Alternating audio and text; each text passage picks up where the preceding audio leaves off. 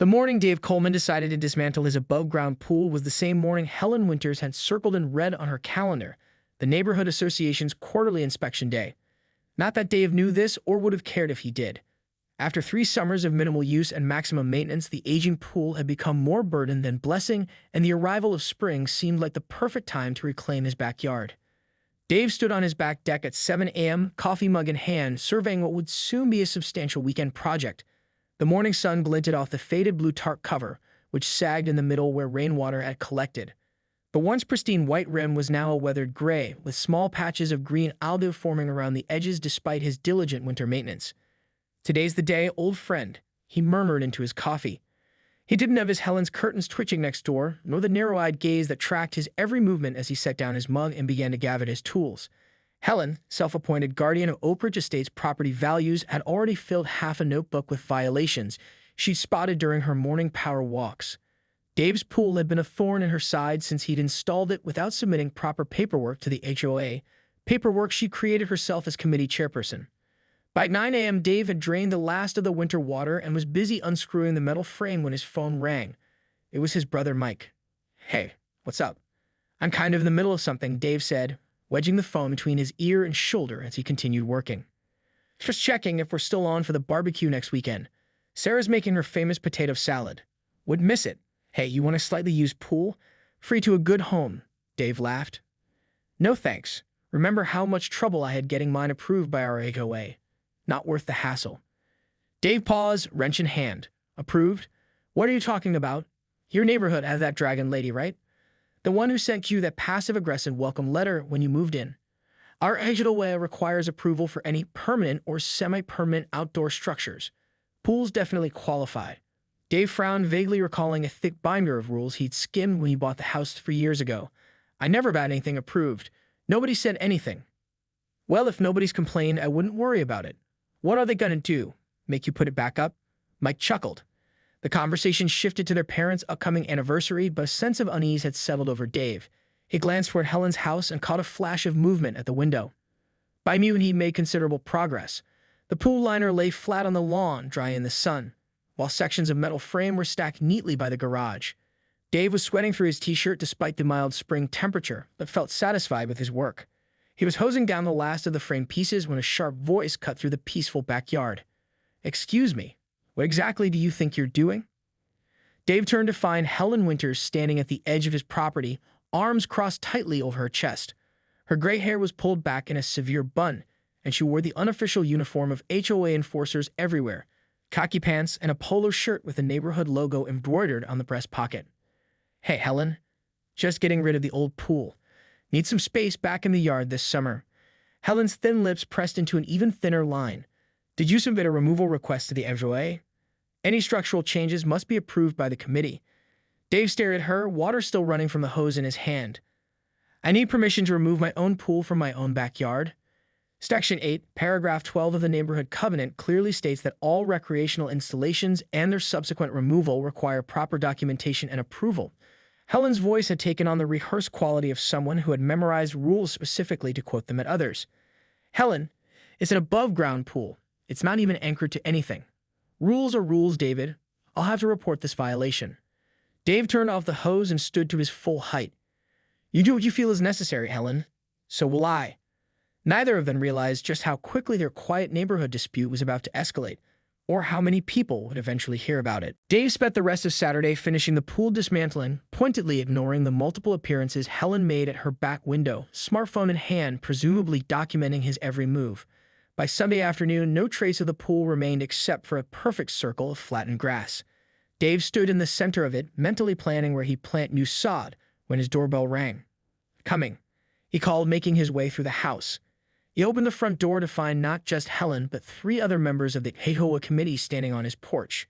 He recognized Tom Grayson, a retired accountant, and Patty Morris, who organized the annual block party, but the third, a thin man with wire-rimmed glasses, was unfamiliar. "Good afternoon, David," Helen said without a trace of warmth. "The Emergency Compliance Committee has convened to address your violation." Dave leaned against the doorframe. "You have an emergency committee for pools."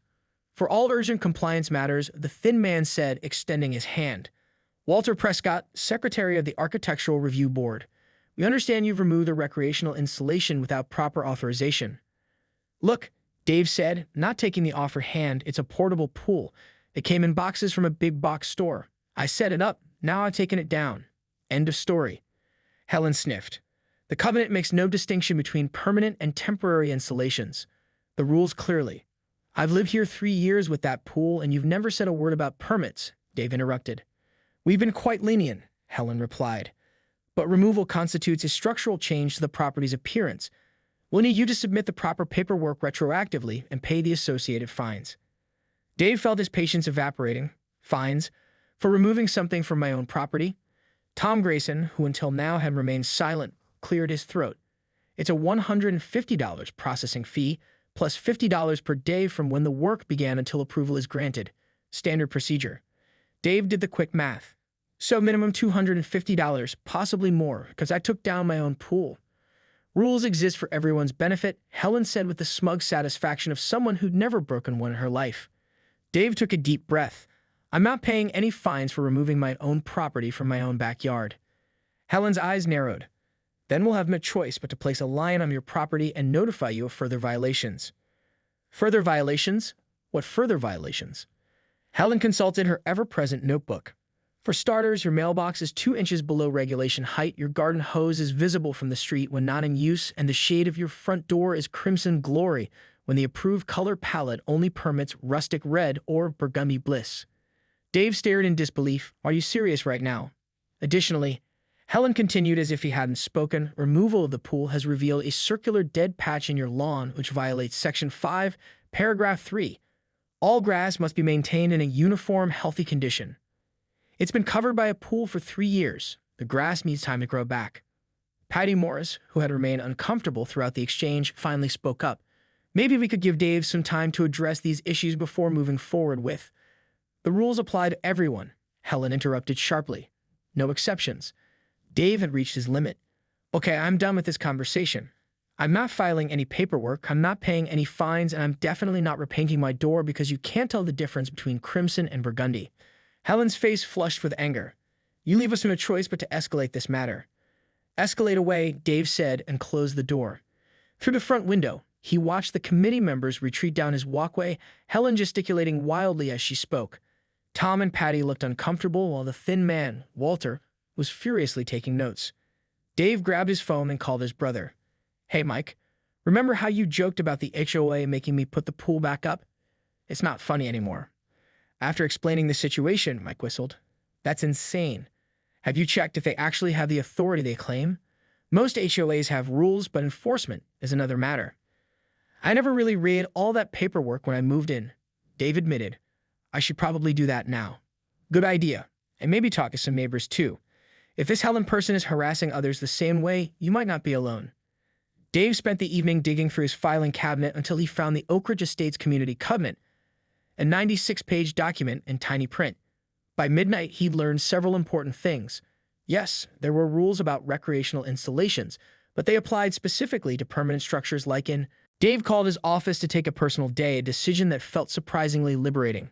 This situation with Helen had gone far beyond a simple neighborhood dispute. It had become a matter of principle. Armed with his new knowledge and a growing sense of indignation, he set out to reclaim his peace of mind. His first stop was the home of Richard Oakes, the actual current HOA chairperson, according to Jeff. Richard lived in a modest colonial at the entrance to the subdivision, its immaculate lawn adorned with tasteful landscaping. Exactly the kind of home that would meet even Helen's exacting standards. Richard answered the door in golf shirt, clearly surprised by the unannounced visit. When Dave explained the situation, showing him the violation notice and exorbitant fines, Richard's expression darkened. May I? He asked, taking the papers from Dave's hand. He scanned them quickly, his frown deepening with each page. This letterhead? It's similar to our official one, but it's not the same. And this signature? He pointed to the bottom of the page. This is completely unauthorized. Helen has no authority to issue fines or citations of any kind. So this whole thing is essentially fraudulent? Dave asked. Richard sighed deeply. Unfortunately, this isn't the first time Helen has done something like this. It's exactly why the board voted to remove her 3 months ago. She was using her position to wage personal vendettas against neighbors she felt weren't maintaining standards. Why hasn't anyone stopped her? We tried. We sent a community-wide email clarifying that she no longer represents the HOA, but Helen has been persistent. Some neighbors still don't realize she's no longer in charge. Richard shook his head. She's even created her own email address that looks official. Dave leaned forward. So what happens now? I'll call an emergency board meeting, a real one, for this evening. In the meantime, Richard handed the papers back to Dave. You have my assurance as chairperson that these citations are completely invalid. You're well within your rights to remove your own pool, and your door color is perfectly acceptable for what it's worth. Dave thanked Richard and left with a weight lifted from his shoulders. But as he walked home, he realized this wasn't just about him anymore. How many other neighbors had been intimidated, harassed, or even paid illegitimate fines? How long had Helen been playing neighborhood dictator without real authority? His next stop was the local copy shop, where he printed 30 flyers with a simple message. Asterisk ATNTION OAK RADG Estates or IDNTs. Helen Winters is no longer an HOA official and has no authority to issue violations, fines, or make demands regarding your property. If you have received citations or paid fines since February, please contact Richard Oakes, current HOA chairperson, at phone number. An emergency meeting will be held tonight at 7 p.m. at the community center to address this issue asterisk. Dave spent the next 2 hours placing flyers on doors throughout the neighborhood, carefully skipping Helen's house. He was just delivering the last few when his phone rang, an unknown number. Hello? Is this David Coleman? The voice was female, professional. Yes, speaking. This is Sandra Wilson, secretary of the Oak Ridge Estates HOA board. Richard asked me to call you. We've been receiving calls all afternoon from neighbors about Helen's activities. The emergency meeting has been moved up to 5 p.m., and we'd appreciate if you could attend to share your experience. I'll be there, Dave promised. By 4:45 p.m., the small community center was packed with residents, many clutching their own violation notices. Dave recognized faces he'd only nodded to in passing over the years, now united by a common grievance. The air buzzed with conversations, most centered around Helen and her reign of regulatory terror. She fined me $300 for planting unauthorized flowers in my own garden. She measured my grass with a ruler. A ruler. I paid $500 to repaint my shutters because she threatened a lion on my house. Richard called the meeting to order, explaining this situation calmly but firmly. Helen had been removed from her position due to numerous complaints about her overzealous enforcement and fabrication of rules. Since then, she had continued to act as if she still had authority, creating an unofficial emergency compliance committee and issuing fraudulent violations. The board deeply regrets any inconvenience or stress this has caused, Richard concluded. Rest assured, all notices issued by Helen or her committee since February are null and void. If you paid any fines directly to her, we'll be addressing that separately. After the meeting, several neighbors approached Dave to thank him for bringing attention to the issue. Apparently, many had been too intimidated to speak up individually. Helen stood frozen on Dave's front lawn, the DoorDash receipt fluttering in the evening breeze. The faint laughter from down the street seemed to snap her out of her momentary paralysis. This is outrageous, she sputtered, snatching the receipt from Officer Bryant's hand. Someone obviously planted this. He's turning the entire neighborhood against me. Officer Bryant maintained a professional demeanor, but Dave could see the slight twitch at the corner of his mouth.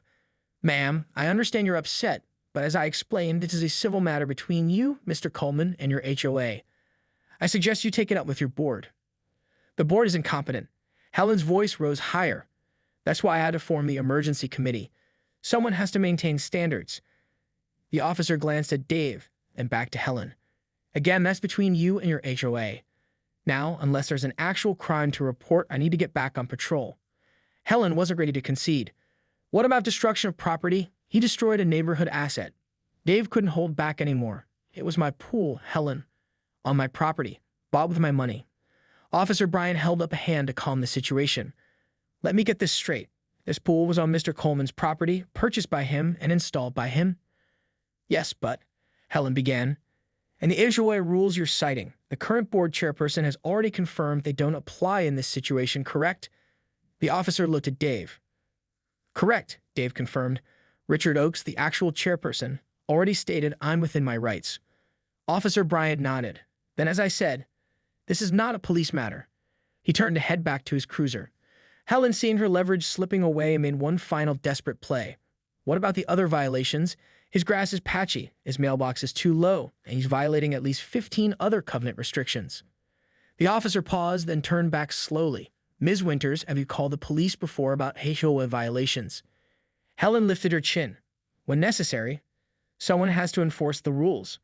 Officer Bryant pulled out his notebook again and flipped through several pages. According to our records, you've called the station 17 times in the past 3 months for similar complaints. Each time, our officers have explained that these are civil matters. Dave's eyebrows shot up. 17 calls? The officer continued, his tone growing firmer. Our department has limited resources, Ms. Winters. When you call 911 or the non-emergency line for matters like mailbox height or grass patches, you're potentially diverting resources from genuine emergencies. Helen's face flushed, but these are violations of legally binding covenants, which would be addressed in civil court, not by the police. Officer Bryant's patience was clearly wearing thin. Continued misuse of emergency services can result in fines for false reports. Helen opened her mouth and closed it, clearly calculating her next move. At that moment, a second police cruiser pulled up, its headlights illuminating the growing crowd of neighbors who had gathered at a respectful distance to watch the drama unfold. A female officer stepped out and approached them. "Everything okay here, Bryant?" she asked. Officer Chen. Bryant nodded. "Just explaining to Ms. Winters that HOA disputes aren't police matters." He handed her his notebook. "This is her 18th call about covenant violations." Officer Chen scanned the notes, her expression growing increasingly incredulous. "You called us because someone's grass is patchy where they removed their own pool." "The covenants clearly state," Helen began. "Ma'am," Officer Chen interrupted firmly, "I just came from a 3-car accident. Before that, I was at a domestic disturbance. My partner and I respond to actual emergencies, life-threatening situations where minutes matter." "This is an emergency," Helen insisted. "Property values are at stake." Officer Bryant and Officer Chen exchanged a look that spoke volumes. Then, to Dave's astonishment, Officer Chen did something unexpected. She laughed. Not a small chuckle, but a genuine, cool and hold-it-back laugh that seemed to break the tension in the air. "I'm sorry," she said, quickly composing herself. "But in my 8 years on the force, this has to be the most ridiculous call I've responded to." She turned to Bryant. "Patchy grass? Really?" Officer Bryant's professional demeanor finally cracked, and he too began to laugh. "Don't forget the mailbox height. Apparently, it's 2 inches too low." "Oh, well, in that case," Officer Chen said, her voice dripping with sarcasm, "should we call for backup? Maybe get the SWAT team involved?" By now, several of the watching neighbors had moved closer, emboldened by the officer's reactions. Jeff Martinez stepped forward. 2 weeks after what Oak Ridge Estates residents now simply called the Helen incident, Dave stood in his backyard admiring the fresh sod that now covered the circular patch where his pool had once stood. The transformation was remarkable, not just of his yard, but of the entire neighborhood atmosphere. "Looking good," Jeff called from over the fence. No sign was ever there. Dave grinned. That was the goal. Though I have to admit, if I'd known removing a pool would lead to all this, I might have done it sooner. "Neighborhood's different now, that's for sure," Jeff agreed, leaning on the fence. "My wife and I were just saying it feels like people actually talk to each other now. Marissa down the block is organizing a neighborhood potluck for next month, first one in the 3 years we've lived here." "Are you going?" Dave asked. "Wouldn't miss it." "Oh, by the way, did you hear the latest about Helen?" Dave shook his head. After the police had taken Helen in for questioning, he deliberately tried to distance himself from the aftermath. The last thing he wanted was to appear to be gloating over her downfall. Jeff lowered his voice, though there was no one else around to hear. "Richard told me the investigation found she collected over $8,000 in fake fines from various residents. Some people had paid hundreds just because they were afraid of getting lions on their homes." Dave whistled. "That's way beyond HOA overreach. The district attorney is charging her with fraud and impersonating an official. Apparently, she even created a fake bank account using the HOA's name." Jeff shook his head in disbelief. "And get this, they found a storage unit full of confiscated items. Remember the Johnson's garden gnomes that mysteriously disappeared? And the Patel family's decorative windmill. All sitting in Helen's storage unit, labeled with violation numbers." "You're kidding." Dave couldn't hide his shock. "She actually took people's property." "Yep. She'd leave notes saying items had been removed due to covenant violations and would be returned upon payment of associated fines. Most people just assumed it was official HOA action." Dave ran a hand through his hair, still processing the extent of Helen's deception. "How did she get away with it for so long?" "Fear and isolation," Jeff said simply. "She kept everyone so scared of violating some obscure rule that no one compared notes, until you stood up to her." Before Dave could respond, his phone chimed with a text message. It was from Richard Oakes, *, board meeting minutes finalized. "Thought you want to see the changes. Your input was invaluable, *. Attached was a document titled Oak Ridge Estates Covenant Revisions. Dave had spent several evenings the previous week working with the newly energized HOA board to simplify and clarify the community rules. Good news, Jeff asked, noting Dave's smile. The board approved all the covenant changes we proposed, Dave replied. Simpler language, fewer arbitrary restrictions, and a clear process for disputes that doesn't involve measuring grass with rulers. Jeff laughed. About time. Helen would have a conniption. Well, she'll have to have it elsewhere. Part of her plea deal includes selling her house and moving out of Oak Ridge Estates. No kidding. When's she leaving? Dave glanced across the street where a for sale sign had appeared in Helen's front yard that morning. Realtor told me the listing goes active next week. As if on cue, the front door of Helen's house opened and the woman herself emerged carrying a small box to her car. Though Helen had been released pending her court date, she'd become a ghost in the neighborhood, rarely seen outside and never engaging with any residents. Dave and Jeff fell silent, watching as she loaded the box into her trunk. Helen looked up, catching them watching her. For a brief moment, their eyes met across the quiet street. Dave half expected a glare or some gesture of defiance, but instead, Helen quickly looked away, her shoulders slumping as she hurried back into her house. Kind of sad in a way, Jeff mused. Imagine being so obsessed with controlling your environment that you end up losing everything. Dave nodded thoughtfully. The irony is she always claimed she was protecting property values and community standards. In the end, she did more damage to both and anyone else. Their conversation was interrupted by the sound of a car pulling into Dave's driveway. It was Officer Chen, now in plain clothes rather than her uniform. She had stopped by a few days after the incident to take Dave's official statement, and they had struck up an unexpected friendship. "Hey, Lisa," Dave called, waving to her as she got out of the car. "Perfect timing. I just finished putting in the sod." Lisa Chen smiled as she approached, a folder tucked under her arm. "Looks great. Hard to believe this whole saga started with a pool."